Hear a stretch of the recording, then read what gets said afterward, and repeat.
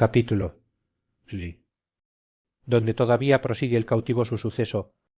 No se pasaron 15 días cuando ya nuestro renegado tenía comprada una muy buena barca capaz de más de 30 personas y para asegurar su hecho y dalle color quiso hacer como hizo un viaje a un lugar que se llamaba Sargel, que está 30 leguas de Argel hacia la parte de Orán, en el cual hay mucha contratación de higos pasos. 2 o 3 veces hizo este viaje en compañía del tagarino que había dicho.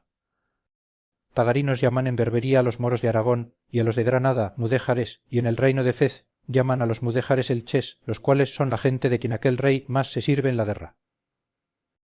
Digo, pues que cada vez que pasaba con su barca daba fondo en una caleta que estaba a 2 tiros de ballesta del jardín donde Zoraida esperaba, y allí, muy de propósito, se ponía el renegado con los morillos que bogaban el remo, o ya a hacer la zala, o a como por ensayarse de burlas a lo que pensaba hacer de veras, y así se iba al jardín de Zoraida y le pedía fruta, y su padre se la daba sin conocelle, y aunque él quisiera hablar a Zoraida, como él después me dijo, y decille que él era el que por orden mía le había de llevar a tierra de cristianos, que estuviese contenta y segura, nunca le fue posible, porque las moras no se dejan ver de ningún moro ni turco, si no es que su marido o su padre se lo manden. De cristianos cautivos se dejan tratar y comunicar, aun más de aquello que sería razonable, y a mí me hubiera pesado que él la hubiera hablado, que quizá la alborotara, viendo que su negocio andaba en boca de renegados. Pero Dios, que lo ordenaba de otra manera, no dio lugar al buen deseo que nuestro renegado tenía, el cual, viendo cuán seguramente iba y venía Sargel, y que daba fondo cuando y como y a donde quería, y que el tagarino, su compañero, no tenía más voluntad de lo que la suya ordenaba, y que yo estaba ya rescatado, y que sólo faltaba buscar algunos cristianos que bogasen el remo, me dijo que mirase yo cuáles quería traer conmigo, fuera de los rescatados, y que los tuviese hablados para el primer viernes, donde tenía determinado que fuese nuestra partida. Viendo esto, hablé a 12 españoles, todos valientes hombres del remo, y de aquellos que más libremente podían salir de la ciudad, y no fue poco hallar tantos en aquella coyuntura, porque estaban 20 bajeles en corso, y se habían llevado toda la gente de remo, y éstos no se hallaran, si no fuera que su amo se quedó aquel verano sin ir en corso a acabar una galeota que tenía en astillero. A los cuales no les dije otra cosa, sino que el primer viernes en la tarde se saliesen uno a uno, disimuladamente, y se fuesen la vuelta del jardín de Ajimorato, y que allí me aguardasen hasta que yo fuese. A cada uno di este aviso de por sí, con orden que, aunque allí viesen a otros cristianos, no les dijesen sino que yo les había mandado esperar en aquel lugar. Hecha esta diligencia, me faltaba hacer otra, que era la que más me convenía, y era la de avisar a Zoraida en el punto que estaban los negocios, para que estuviese apercebida y sobre aviso, que no se sobresaltase si de improviso la saltásemos antes del tiempo que ella podía imaginar que la barca de cristianos podía volver. Y así determiné de ir al jardín y ver si podría hablarla, y con ocasión de coger algunas hierbas, un día, antes de mi partida, fui allá, y la primera persona con quien encontré fue con su padre, el cual me dijo, en lengua que en toda la Berbería, y aun en Constantinopla, se halla entre cautivos y moros, que ni es morisca, ni castellana, ni de otra nación alguna, sino una mezcla de todas las lenguas con la cual todos nos entendemos, digo, pues que en esta manera de lenguaje me preguntó que qué buscaba en aquel su jardín y de quién era. Respondíle que era esclavo de Arnaute Mamí, y esto, porque sabía yo por muy cierto que era un grandísimo amigo suyo, y que buscaba de todas hierbas para hacer ensalada. Preguntóme, por el consiguiente, si era hombre de rescate o no, y que cuánto pedía mi amo por mí. Estando en todas estas preguntas y respuestas, salió de la casa del jardín la bella Zoraida, la cual ya había mucho que me había visto, y como las moras en ninguna manera hacen melindre de mostrarse a los cristianos, ni tampoco se esquivan, como ya he dicho, no se le dio nada de venir a donde su padre conmigo estaba, antes, luego cuando su padre vio que venía, y despacio, la llamó y mandó que llegase. Demasiada cosa sería decir yo agora la mucha hermosura, la gentileza, el gallardo y rico adorno con que mi querida Zoraida se mostró a mis ojos, sólo diré que más perlas pendían de su hermosísimo cuello, orejas y cabellos, que cabellos tenía en la cabeza. En las gargantas de los sus pies, que descubiertas, a su usanza, traía 2 carcajes que así se llamaban las manillas o ajorcas de los pies en morisco de purísimo oro, con tantos diamantes engastados, que ella me dijo después que su padre los estimaba en 10.000 doblas, y las que traía en las muñecas de las manos valían otro tanto. Las perlas eran en gran cantidad y muy buenas, porque la mayor gala y bizarría de las moras es adornarse de ricas perlas y aljófar, y así, hay más perlas y aljófar entre moros que entre todas las demás naciones, y el padre de Zoraida tenía fama de tener muchas y de las mejores que en Argel había, y de tener asimismo más de 200.000 escudos españoles, de todo lo cual era señora esta que ahora lo es mía. Si con todo este adorno podía venir entonces hermosa, o no, por las reliquias que le han quedado en tantos trabajos se podrá conjeturar cuál debía de ser en las prosperidades. Porque ya se sabe que la hermosura de algunas mujeres tiene días y sazones, y requiere accidentes para diminuirse o acrecentarse, y es natural cosa que las pasiones del ánimo la levanten o abajen, puesto que las más veces la destruyen. Digo, en fin, que entonces llegó en todo extremo aderezada y en todo extremo hermosa, o, a lo menos, a mí me pareció serlo la más que hasta entonces había visto, y con esto, viendo las obligaciones en que me había puesto, me parecía que tenía delante de mí una deidad del cielo, venida a la tierra para mi gusto y para mi remedio. Así como ella llegó, le dijo su padre en su lengua como yo era cautivo de su amigo Arnaute Mamí y que venía a buscar ensalada. Ella tomó la mano y en aquella mezcla de lenguas que tengo dicho, me preguntó si era caballero y qué era la causa que no me rescataba. Yo le respondí que ya estaba rescatado y que en el precio podía echar de ver en lo que mi amo me estimaba, pues había dado por mí 1500 zoltanís. A lo cual ella respondió, en verdad que si tú fueras de mi padre, que yo hiciera que no te diera él por otros 2 tantos, porque vosotros, cristianos, siempre mentís en cuanto decís, y os hacéis pobres por engañar a los moros. Bien podría ser eso, señora, le respondí, mas en verdad que yo la he tratado con mi amo, y la trato y la trataré con cuantas personas hay en el mundo. ¿Y cuándo te vas? Dijo Zoraida. Mañana, creo yo, dije, porque está aquí un bajel de Francia que se hace mañana a la vela, y pienso irme en él. No es mejor, replicó Zoraida, esperar a que vengan bajeles de España, e irte con ellos que no con los de Francia, que no son vuestros amigos.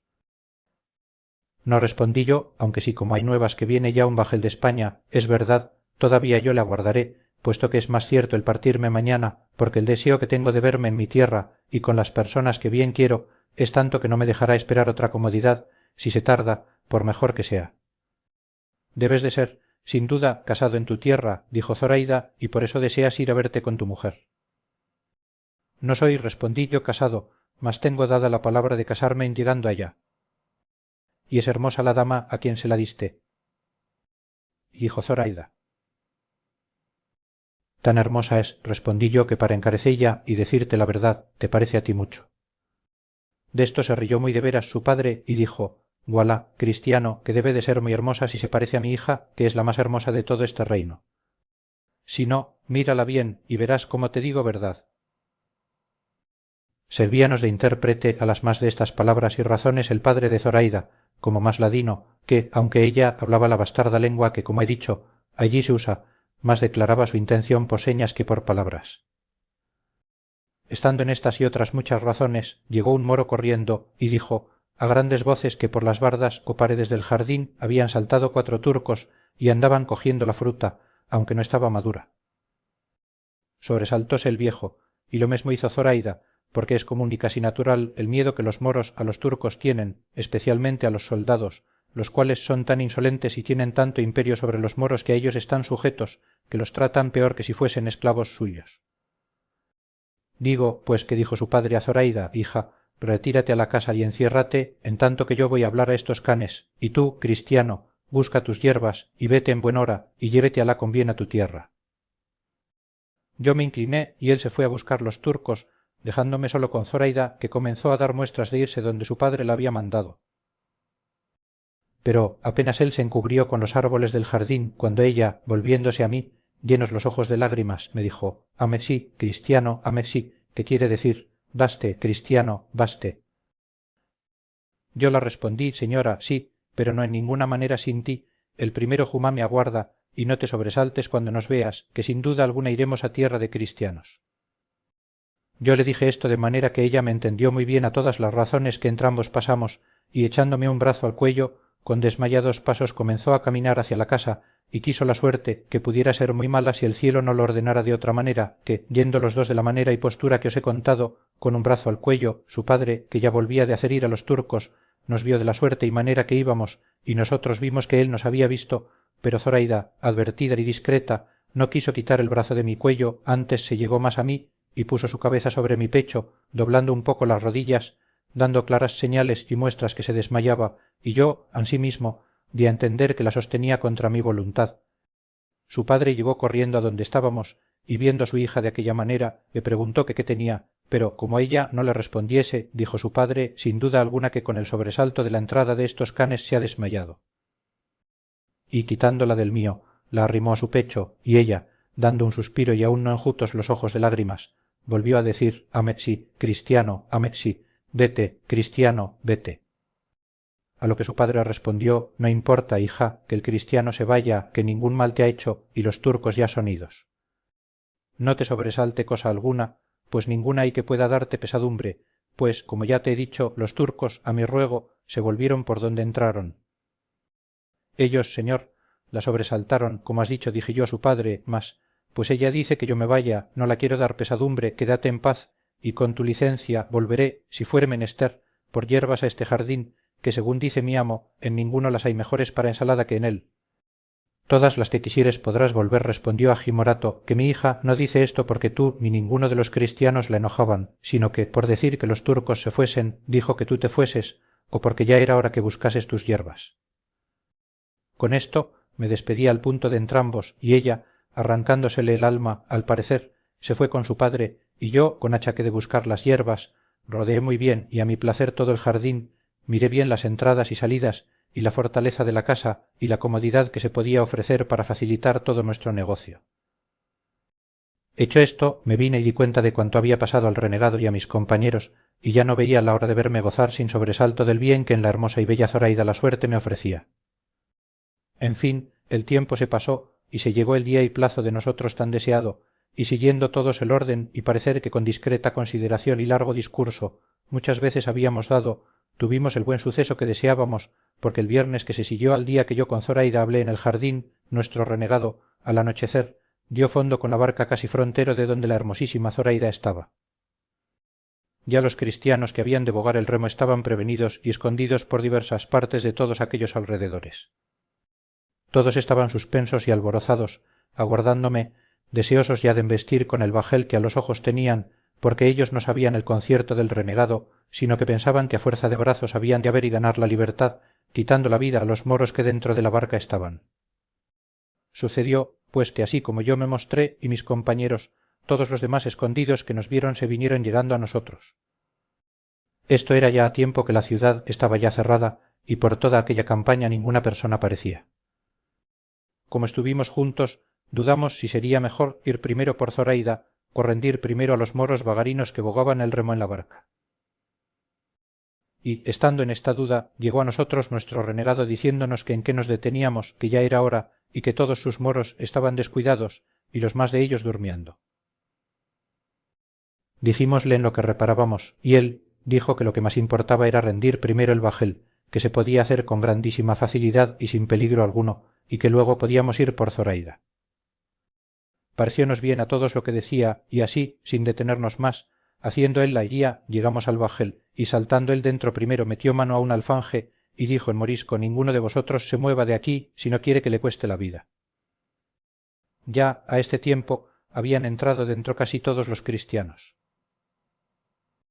Los moros, que eran de poco ánimo, viendo hablar de aquella manera a su arráez, quedáronse espantados, y sin ninguno de todos ellos echar mano a las armas, que pocas o casi ningunas tenían, se dejaron, sin hablar alguna palabra, maniatar de los cristianos, los cuales con mucha presteza lo hicieron, amenazando a los moros que si alzaban por alguna vía o manera la voz, que luego al punto los pasarían todos a cuchillo.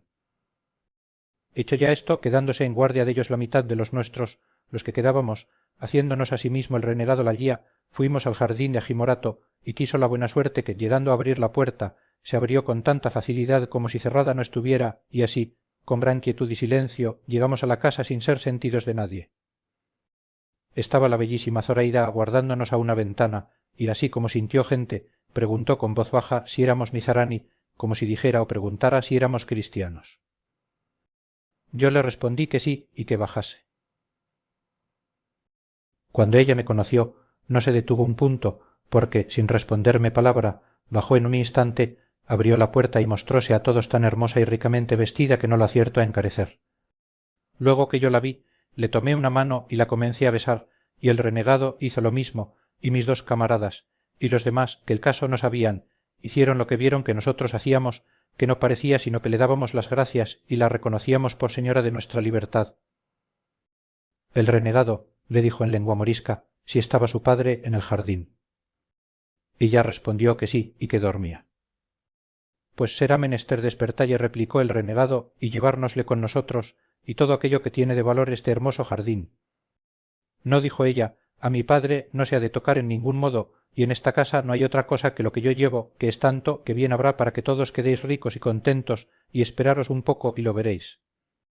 Y diciendo esto, se volvió a entrar, diciendo que muy presto volvería, que nos estuviésemos quedos, sin hacer ningún ruido.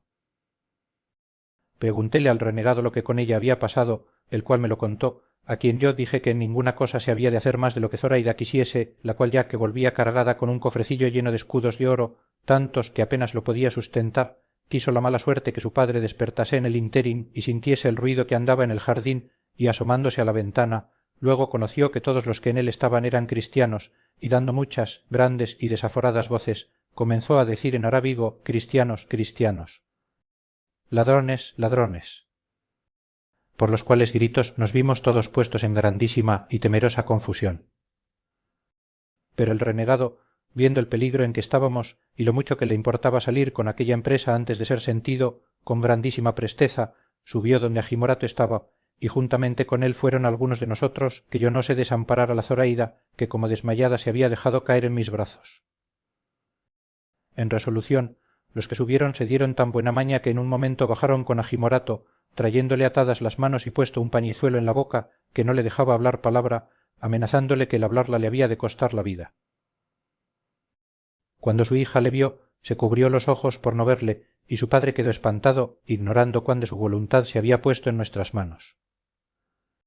Mas, entonces, siendo más necesarios los pies, con diligencia y presteza nos pusimos en la barca, que ya los que en ella habían quedado nos esperaban, temerosos de algún mal suceso nuestro. Apenas serían 2 horas pasadas de la noche, cuando ya estábamos todos en la barca, en la cual se le quitó al padre de Zoraida la atadura de las manos y el paño de la boca, pero tornóle a decir el renegado que no hablase palabra, que le quitarían la vida. Él, como vio allí a su hija, comenzó a suspirar ternísimamente, y más cuando vio que yo estrechamente la tenía abrazada, y que ella sin defender, quejarse ni esquivarse se estaba queda, pero, con todo esto, callaba, porque no pusiesen en efecto las muchas amenazas que el renegado le hacía. Viéndose, pues, Zoraida ya en la barca, y que queríamos dar los remos al agua, y viendo allí a su padre y a los demás moros que atados estaban, le dijo al renegado que me dijese le hiciese merced de soltar a aquellos moros y de dar libertad a su padre, porque antes se arrojaría en la mar que ver delante de sus ojos y por causa suya llevar cautivo a un padre que tanto la había querido. El renegado me lo dijo, y yo respondí que era muy contento, pero él respondió que no convenía, a causa que, si allí los dejaban apellidarían luego la tierra y alborotarían la ciudad, y serían causa que saliesen a buscallos con algunas fragatas ligeras y les tomasen la tierra y la mar, de manera que no pudiésemos escaparnos, que lo que se podría hacer era darles libertad en llegando a la primera tierra de cristianos. En este parecer venimos todos, y Zoraida, a quien se le dio cuenta, con las causas que nos movían a no hacer luego lo que quería, también se satisfizo, y luego, con regocijado silencio y alegre diligencia, cada uno de nuestros valientes remeros tomó su remo, y comenzamos, encomendándonos a Dios de todo corazón, a navegar la vuelta de las islas de Mallorca, que es la tierra de cristianos más cerca.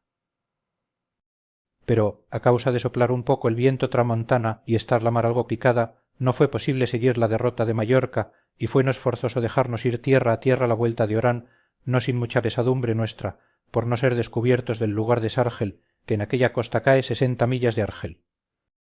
Y asimismo temíamos encontrar por aquel paraje alguna galeota de las que de ordinario vienen con mercancía de Tetuán, aunque cada uno por sí, y por todos juntos, presumíamos de que, si se encontraba galeota de mercancía, como no fuese de las que andan en corso, que no sólo no nos perderíamos, mas que tomaríamos bajel donde con más seguridad pudiésemos acabar nuestro viaje. Y la Zoraida, en tanto que se navegaba, puesta la cabeza entre mis manos, por no ver a su padre, y sentía yo que iba llamando a Lela Marién que nos ayudase. Bien habríamos navegado 30 millas cuando nos amaneció, como 3 tiros de arcabuz desviados de tierra, toda la cual vimos desierta y sin nadie que nos descubriese, pero, con todo eso, nos fuimos a fuerza de brazos entrando un poco en la mar, que ya estaba algo más sosegada, y, habiendo entrado casi 2 leguas, diose orden que se bogase a cuarteles en tanto que comíamos algo, que iba bien proveída la barca, puesto que los que bogaban dijeron que no era aquel tiempo de tomar reposo alguno, que les diesen de comer los que no bogaban, que ellos no querían soltar los remos de las manos en manera alguna.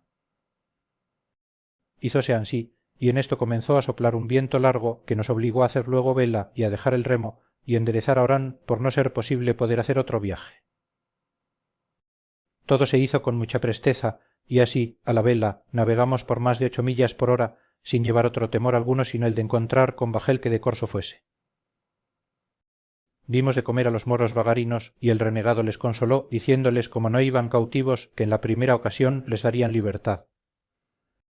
Lo mismo se le dijo al padre de Zoraida, el cual respondió: cualquiera otra cosa pudiera yo esperar y creer de vuestra liberalidad y buen término, oh cristianos, mas el darme libertad no me tengáis por tan simple que lo imagine, que nunca os pusistes vosotros al peligro de quitármela para volverla tan liberalmente, especialmente sabiendo quién soy yo y el interese que se os puede seguir de dármela, el cual interese, si le queréis poner nombre, desde aquí os ofrezco todo aquello que quisiéredes por mí y por esa desdichada hija mía, o si no, por ella sola, que es la mayor y la mejor parte de mi alma.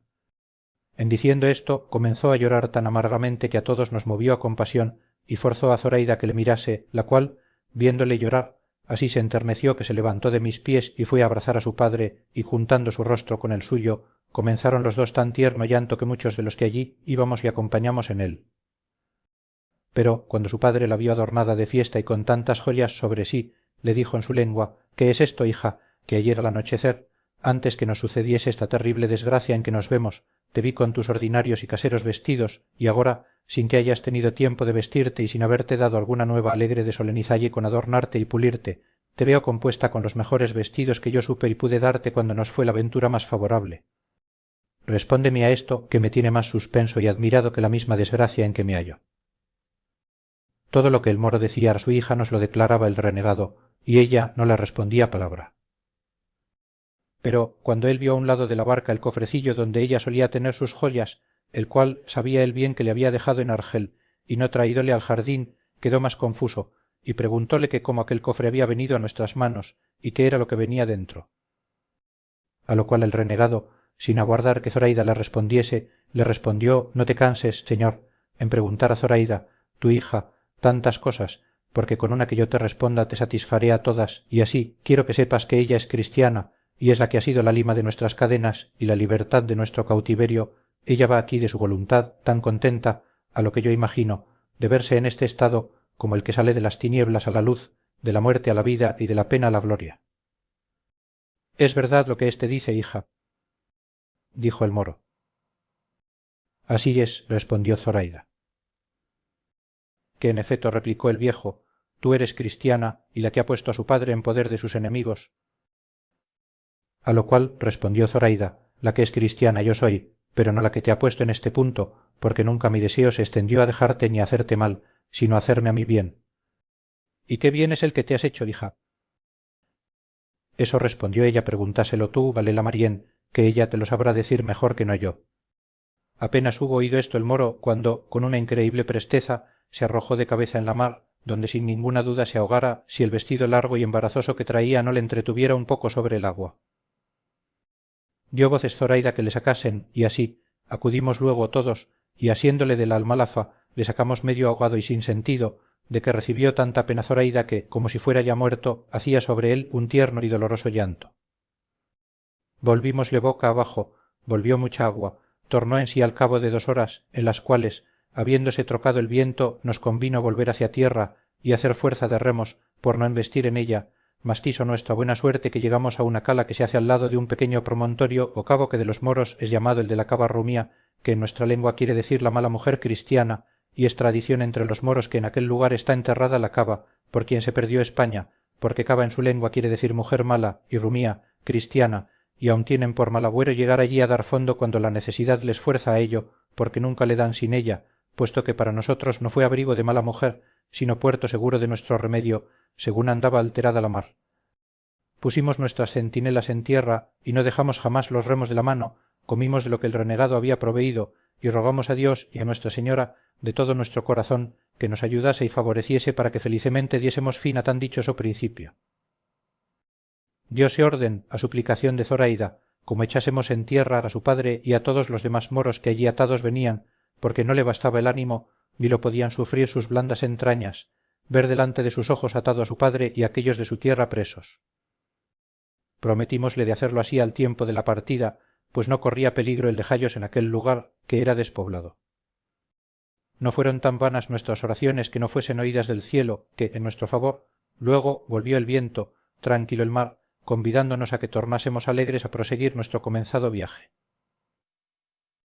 Viendo esto, desatamos a los moros, y uno a uno los pusimos en tierra, de lo que ellos se quedaron admirados, pero llegando a desembarcar al padre de Zoraida, que ya estaba en todo su acuerdo, dijo: ¿Por qué pensáis, cristianos, que esta mala hembra huelga de que me deis libertad? ¿Pensáis que es por piedad que de mí tiene? No, por cierto, sino que lo hace por el estorbo que le dará mi presencia cuando quiera poner en ejecución sus malos deseos, ni penséis que la ha movido a mudar religión entender ella que la vuestra a la nuestra se aventaja, sino el saber que en vuestra tierra se usa la deshonestidad más libremente que en la nuestra. Y volviéndose a Zoraida, teniéndole yo y otro cristiano de entrambos brazos asido, porque algún desatino no hiciese, le dijo: «Oh infame moza y mal aconsejada muchacha, ¿a dónde vas, ciega y desatinada, en poder de estos perros, naturales enemigos nuestros? Maldita sea la hora en que yo te engendré, y malditos sean los regalos y deleites en que te he criado». Pero, viendo yo que llevaba término de no acabar tan presto, di priesa a ponelle en tierra, y desde allí, a voces, prosiguió en sus maldiciones y lamentos, rogando a Mahoma rogase a Alá que nos destruyese, confundiese y acabase, y cuando, por habernos hecho a la vela, no pudimos oír sus palabras, vimos sus obras, que eran arrancarse las barbas, mesarse los cabellos y arrastrarse por el suelo, mas una vez esforzó la voz de tal manera que pudimos entender que decía: «Vuelve, amada hija, vuelve a tierra, que todo te lo perdono, entrega a esos hombres ese dinero, que ya es suyo, y vuelve a consolar a este triste padre tuyo, que en esta desierta arena dejará la vida, si tú le dejas». Todo lo cual escuchaba Zoraida, y todo lo sentía y lloraba, y no supo decirle ni respondelle palabra, sino: «Plega a Alá, padre mío, que lela Marién, que ha sido la causa de que yo sea cristiana, ella te consuele en tu tristeza. Alá sabe bien que no pude hacer otra cosa de la que he hecho, y que estos cristianos no deben nada a mi voluntad, pues, aunque quisiera no venir con ellos y quedarme en mi casa, me fuera imposible, según la priesa que me daba mi alma a poner por obra esta que a mí me parece tan buena como tú, padre amado, la juzgas por mala». Esto dijo, a tiempo que ni su padre la oía, ni nosotros ya le veíamos, y así, consolando yo a Zoraida, atendimos todos a nuestro viaje, el cual nos le facilitaba el propio viento, de tal manera que bien tuvimos por cierto de vernos otro día al amanecer en las riberas de España. Mas, como pocas veces, o nunca, viene el bien puro y sencillo, sin ser acompañado o seguido de algún mal que le turbe o sobresalte, quiso nuestra ventura, o quizá las maldiciones que el moro a su hija había echado, que siempre se han de temer de cualquier padre que sean, quiso, digo, que estando ya engolfados y siendo ya casi pasadas 3 horas de la noche, yendo con la vela tendida de alto baja, frenillados los remos, porque el próspero viento nos quitaba del trabajo de haberlos menester, con la luz de la luna, que claramente resplandecía, vimos cerca de nosotros un bajel redondo, que con todas las velas tendidas, llevando un poco a orza el timón, delante de nosotros atravesaba, y esto tan cerca, que nos fue forzoso amainar por no embestirle, y ellos, asimesmo, hicieron fuerza de timón para darnos lugar que pasásemos. Habíanse puesto a bordo del bajel a preguntarnos quién éramos y a dónde navegábamos y de dónde veníamos, pero, por preguntarnos esto en lengua francesa, dijo nuestro renegado, ninguno responda, porque éstos, sin duda, son cosarios franceses que hacen a toda ropa. Por este advertimiento ninguno respondió palabra, y, habiendo pasado un poco delante, que ya el bajel quedaba sotavento, de improviso soltaron 2 piezas de artillería, y, a lo que parecía, ambas venían con cadenas, porque con una cortaron nuestro árbol por medio, y dieron con él y con la vela en la mar, y al momento, disparando otra pieza, vino a dar la bala en mitad de nuestra barca, de modo que la abrió toda, sin hacer otro mal alguno, pero, como nosotros los vimos ir a fondo, comenzamos todos a grandes voces a pedir socorro y a rogar a los del bajel que nos acogiesen, porque nos anegábamos. Amainaron entonces, y echando el esquife o barca a la mar, entraron en él hasta 12 franceses bien armados, con sus arcabuces y cuerdas encendidas, y así llegaron junto al nuestro, y viendo cuán pocos éramos y cómo el bajel se hundía, nos recogieron, diciendo que por haber usado de la descortesía de no respondelles, nos había sucedido aquello. Nuestro renegado tomó el cofre de las riquezas de Zoraida y dio con él en la mar, sin que ninguno echase de ver en lo que hacía.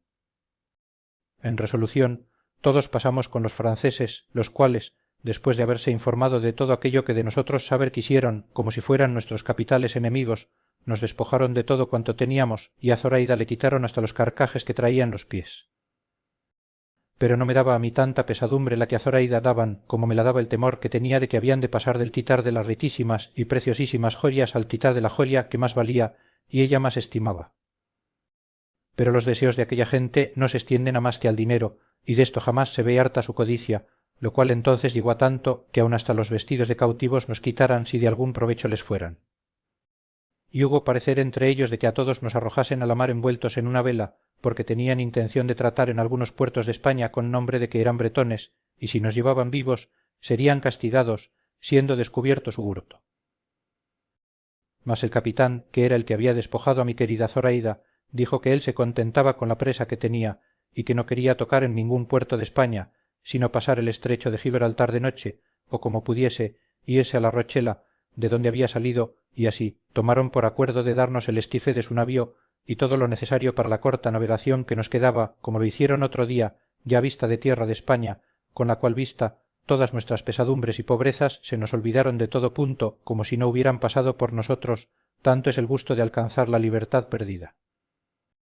Cerca de mediodía podría ser cuando nos echaron en la barca, dándonos 2 barriles de agua y algún bizcocho, y el capitán, movido no sé de qué misericordia, al embarcarse la hermosísima Zoraida, le dio hasta 40 escudos de oro y no consintió que le quitasen sus soldados estos mesmos vestidos que ahora tiene puestos.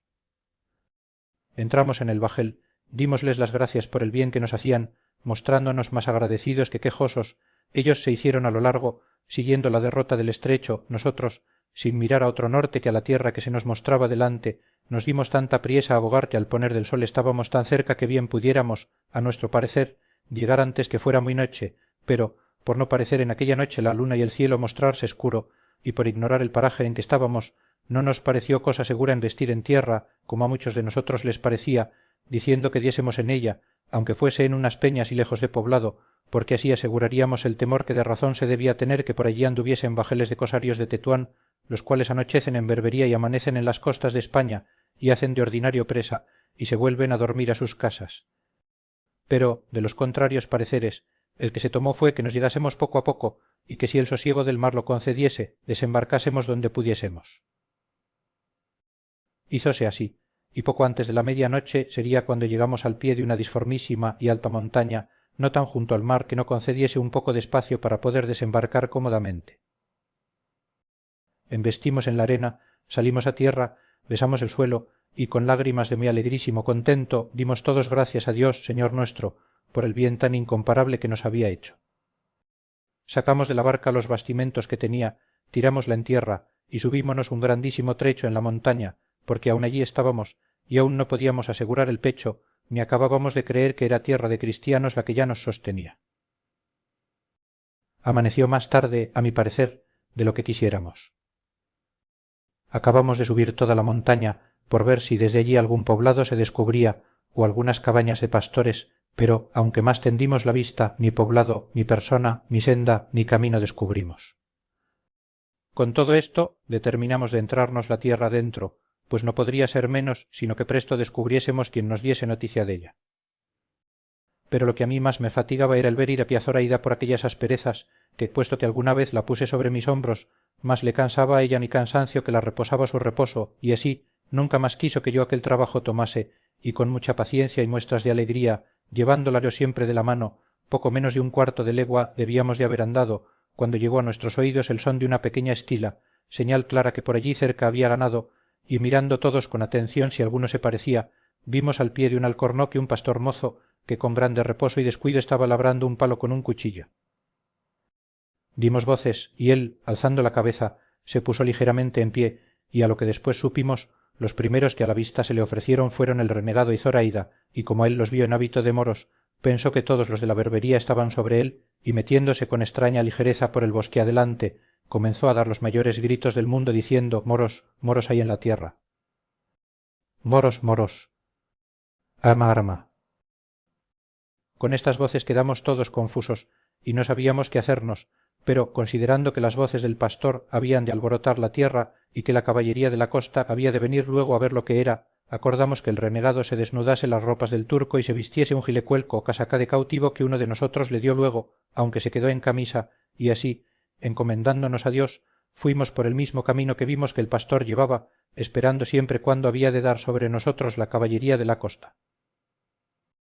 Y no nos engañó nuestro pensamiento, porque aún no habrían pasado 2 horas cuando, habiendo ya salido de aquellas malezas a un llano, descubrimos hasta 50 caballeros que con gran ligereza, corriendo a media rienda, a nosotros se venían, y así como los vimos, nos estuvimos quedos aguardándolos, pero como ellos llegaron y vieron, en lugar de los moros que buscaban, tanto pobre cristiano, quedaron confusos, y uno de ellos nos preguntó si éramos nosotros acaso la ocasión por que un pastor había apellidado al arma.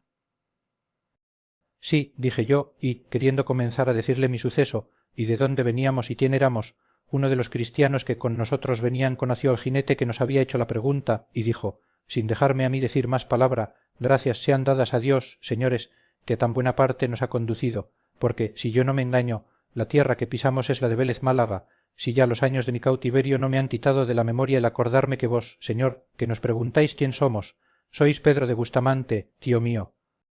Apenas hubo dicho esto el cristiano cautivo, cuando el jinete se arrojó del caballo y vino a abrazar al mozo, diciéndole, sobrino de mi alma y de mi vida, ya te conozco, y ya te he llorado por muerto yo y mi hermana, tu madre y todos los tuyos que aún viven, y Dios ha sido servido de darles vida para que gocen el placer de verte, ya sabíamos que estabas en Argel, y por las señales y muestras de tus vestidos, y la de todos los de esta compañía, comprendo que habéis tenido milagrosa libertad.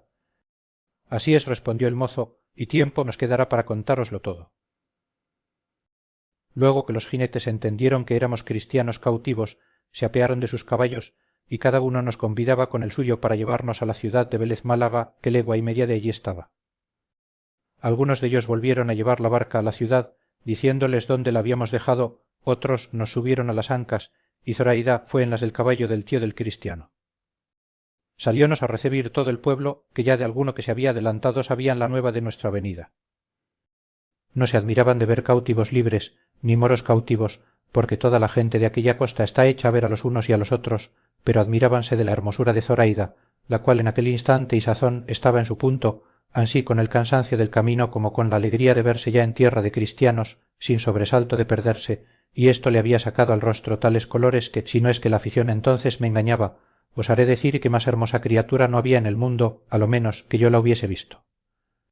Fuimos derechos a la iglesia a dar gracias a Dios por la merced recebida, y así como en ella entró Zoraida, dijo que allí había rostros que se parecían a los de Lela Marién. Dijimosle que eran imágenes suyas, y como mejor se pudo le dio el renegado a entender lo que significaban, para que ella las adorase como si verdaderamente fueran cada una de ellas la misma Lela Marién que le había hablado. Ella, que tiene buen entendimiento y un natural fácil y claro, entendió luego cuanto acerca de las imágenes se le dijo. Desde allí nos llevaron y repartieron a todos en diferentes casas del pueblo, pero al renegado, Zoraida y a mí nos llevó el cristiano que vino con nosotros, y en casa de sus padres, que medianamente eran acomodados de los bienes de fortuna, y nos regalaron con tanto amor como a su mismo hijo. 6 días estuvimos en Vélez, al cabo de los cuales el renegado, hecha su información de cuanto le convenía, se fue a la ciudad de Granada, a reducirse por medio de la Santa Inquisición al gremio santísimo de la Iglesia. Los demás cristianos libertados se fueron cada uno donde mejor le pareció, solos quedamos Zoraida y yo, con solos los escudos que la cortesía del francés le dio a Zoraida, de los cuales compré este animal en que ella viene, y sirviéndola yo hasta agora de padre y escudero, y no de esposo, vamos con intención de ver si mi padre es vivo, o si alguno de mis hermanos ha tenido más próspera ventura que la mía, puesto que, por haberme hecho el cielo compañero de Zoraida, me parece que ninguna otra suerte me pudiera venir, por buena que fuera, que más la estimara. La paciencia con que Zoraida lleva las incomodidades que la pobreza trae consigo y el deseo que muestra tener de verse ya cristiana es tanto y tal que me admira y me mueve a servirla todo el tiempo de mi vida, puesto que el gusto que tengo de verme suyo y de que ella sea mía me le turba y deshace no saber si hallaré en mi tierra algún rincón donde recogella, y si habrán hecho el tiempo y la muerte tal mudanza en la hacienda y vida de mi padre y hermanos que apenas halle quien me conozca, si ellos faltan. No tengo más, señores, que deciros de mi historia, la cual, si es agradable y peregrina, juzguenlo vuestros buenos entendimientos, que de mí sé decir que quisiera haberosla contado más brevemente, puesto que el temor de enfadaros más de 4 circunstancias me ha quitado de la lengua. Acimorato a ella Zoraida abrazada al cautivo.